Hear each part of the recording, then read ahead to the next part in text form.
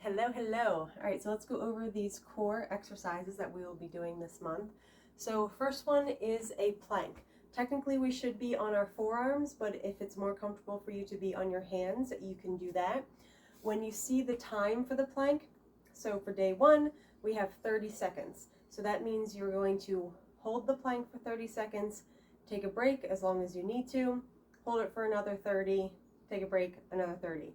Preferably with these, it would be better to do them one right after the other, but if you need to spread them out throughout the day, especially as the time increases, feel free to do so. So you are on your forearms, making sure you're in a nice straight line. Here comes my assistant to check me out. So you have a straight line from the top of your head to your tailbone. You want to make sure that your hips aren't up. We have a tendency to do that when we're down on our forearms in a plank, but you also want to make sure that they don't drop and you're not putting too much pressure on your lower back. So nice and straight. Make sure you keep that head in alignment. Don't let the head drop, and you're hanging out here for the specified time. If you cannot do a plank down on the floor, use whatever you would use for your push-ups. So you can put your hands on maybe a coffee table. If you need a little higher, use your kitchen counter, or even higher would be the wall, and then you would be on your hands. So do whatever is challenging but doable for you. Next up is a side plank. So coming again to that one forearm. So you can have your feet stacked. Do whatever you want with this top arm here. You can stagger the feet, put the top foot in front, or you can bend that bottom knee and put it down to give your ankles a little more support there. So again, do whatever you want with that top arm. So when we do side plank, we're doing each side twice for the specified time. So again, that first time we see this, it's 30 seconds. So I'm going to hold 30 seconds on the right, flip it around, 30 seconds on the left, and then again 30 on the right, 30 on the left. If you can't come down to the floor to do the side plank, you can do it with your hand, again on a kitchen counter or the wall. That is a lot on the arm, so what might be a little better is a standing oblique. If you have a weight or something weighted, hold it in that hand, reach down the side of your leg, and then as you stand up, you're going to squeeze this oblique. So it's all about working the oblique. So for rep count, maybe you could just put on a timer and go for the 30 seconds or whatever the time is for the day. If you don't have something weighted that you can hold, then you can pick that knee up towards your elbow. So again, just do the time allotted, right, left, right, left. Moving on, we have a sit-up. So if you can, it is a full sit-up. Coming all the way up, here comes that assistant of mine. Oh. Reaching for the toes, and then nice, slow, and controlled on the way back. You can hold something weighted if you'd like for this. Coming all the way up. Again, it's all about the slow and controlled on the way back. If you can bend those knees too, if you'd like. If you can't do a full sit-up, maybe try it. Right? Maybe you need to use a little momentum and grab the back of your legs to help you get up there. Try it.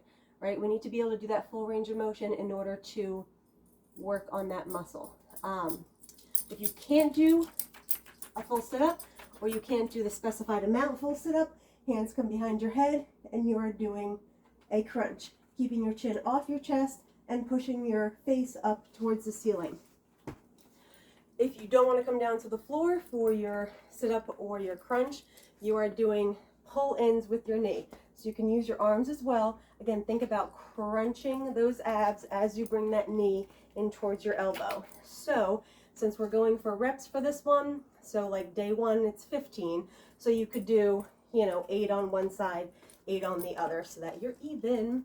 All right, next up, bicycles. Elbow to opposite knee, nice and big and controlled. We want time under tension here, okay? So if you need to, feet are down and you're resting your head down in between, bringing your elbow up to your knee. Remember, one rep is right and left. So when we say 15, it's 15 right, 15 left for a total of 30 bicycles. Again, if you don't want to be on the floor, it's all about the twist for this one. So we're just going to do a lunge and a twist. So, like a bicycle, you can alternate your legs, making sure you're always twisting over the front leg. I just have my elbows up to help me twist a little further. Or if you want to just work one side, feel free to do that. So if the number is 15 for the day, again, you have 15 on the right, 15 on the left. So that would be your standing bicycle. Almost there. 2 more. Dying bug. All right, this one again, nice and slow and controlled. All right, we want to think time under tension for all of these. We shouldn't be rushing anything. Dying bug. Legs are in tabletops. That means I have a 90 degree at the ankle, at the knee, at the hip. My arms are reaching up towards the ceiling. Opposites. Arm and leg reach back, and then they come back to starting. Other side, reach back, come back to starting. That's 1 rep. The hard part here is when you reach back, this other arm wants to come down and follow this leg. So you got to think and try not to let it. So if we're standing, it would be the same thing. Arms up over your head, or you can hold on to something and try to bring, right, nope, sorry, arms out in front of you. How to think about that with your knee up and just extend and bring it in. So you'll do the same side if you're standing. It might make it a little bit easier on the brain. Yeah, whatever you can do. Either way, it's slow and controlled, and I would do all on the same side. So again, if you need to, just hold on to a wall and get that arm and leg moving in opposition. So you're reaching out as far as you can, and then you're bringing them in together. So again, if the number of the day is 15, you're doing 15 on each. Last one is flutter kicks. Coming down. Head, neck, and shoulders are up if your neck allows.